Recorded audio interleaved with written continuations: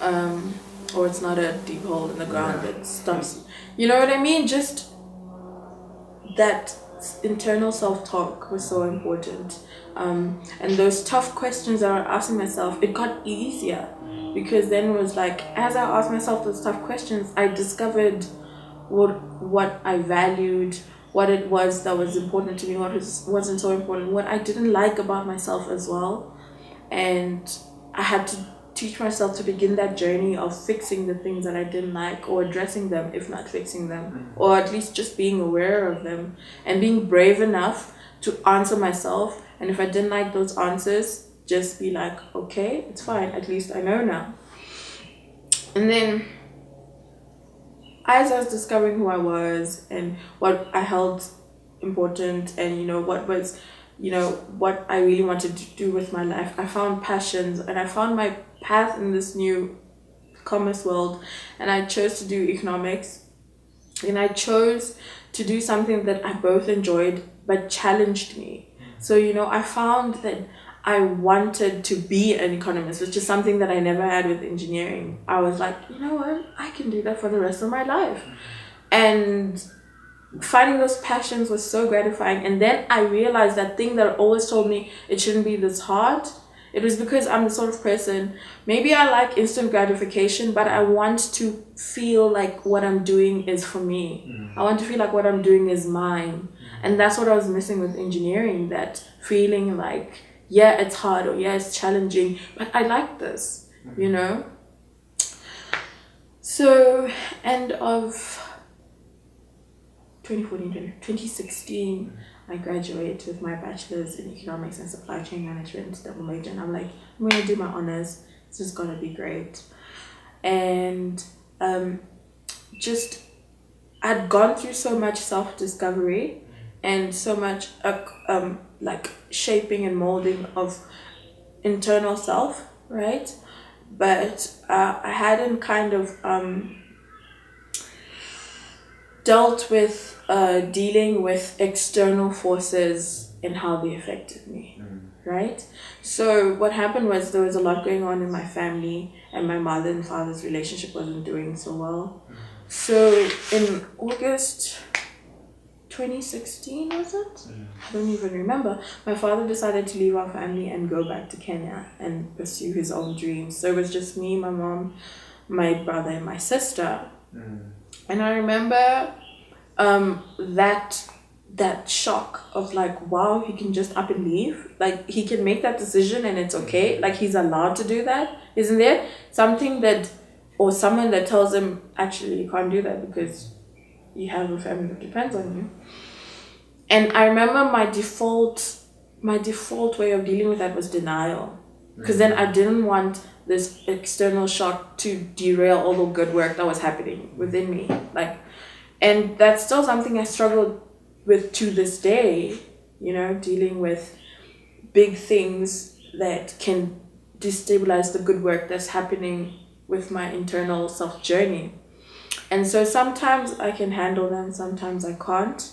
And so I have this thing where if it's too much and I can't, I shove it in the denial box. And I'm like, when I can, I will deal with it. And I recognize it's denial, but I'm like, what I'm doing internally is too important to let that. And I don't know how I'm going to deal with that, but it's a thing. It's my thing. And yeah, I kept pushing forward, and I kept trying to not let whatever was going on externally with my parents again make me feel like I was failing, because it's nothing to do with me. Like, how am I failing when their relationship is falling apart? It's theirs. And yeah, just 2017 kicked in. I had so much on my plate as well. My mom had to leave to go to Joburg and start up a job there, so because my dad was gone and there was no income in the family. So it was me, my sister, and my brother. I was basically the mom of the household. And I was running, and I was, doing so much that, like, when I look back at it, I don't know how I did it. I don't know how I did it, and juggled doing my honors thesis, being like the mom of the house, working 3 jobs because I was a librarian and a tutor, and I was a research assistant for this other, the International Natural Resources Institute, NRI. And INR, International, something like that. And that year, I look back now, the process that I went through with UCT and engineering and starting over and internal, who is Linet? What is she? What are the strengths? What are her weaknesses? Like building myself up in my, my perception of myself. That helped me handle 2017. That helped me be strong enough to take on all these responsibilities and, believe in myself to take on those responsibilities and not like crumble. And I look back at it now, I'm like, so interesting how your journey is almost curated. And I'm religious, I'm a Christian, so it's curated by a higher power. I believe in God, it's curated by God. He took me through that to help me prepare for whatever was coming through. And 2017 was my golden year despite everything that was going on, because I was able to graduate with my honors, with distinction, and then that led me onto this path now where I'm a Mandela Rhodes Scholar, and now I'm in Pretoria doing my master's in environmental economics, something I would have never ever envisioned for myself 4.5 years ago, feeling like the worst failure in the world, and just circling back to a dream and a reality of perseverance and progress, and I don't want to sound like excellence. I want to use that word because I don't want to sound like, oh yeah, I'm so great, but that's what it feels like. It feels like I'm handling exactly, and I don't know how I'm here. Like I am who I was told to be by my family, but on my own terms, in the way that I wanted to be, that was authentic to you. Exactly. And with things that I'm passionate about, with things that I take on willingly, like, yes, I'm gonna do this. It's gonna be a lot of work, but I am gonna do this because I want to do this. And just kind of looking back, learning to accept failure gracefully.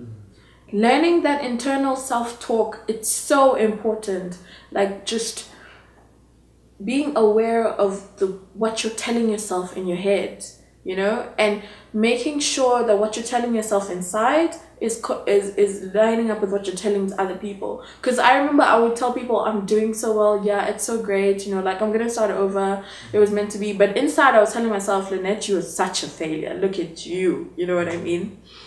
And then just also being able to be kind to myself. It goes hand in hand with the internal talk.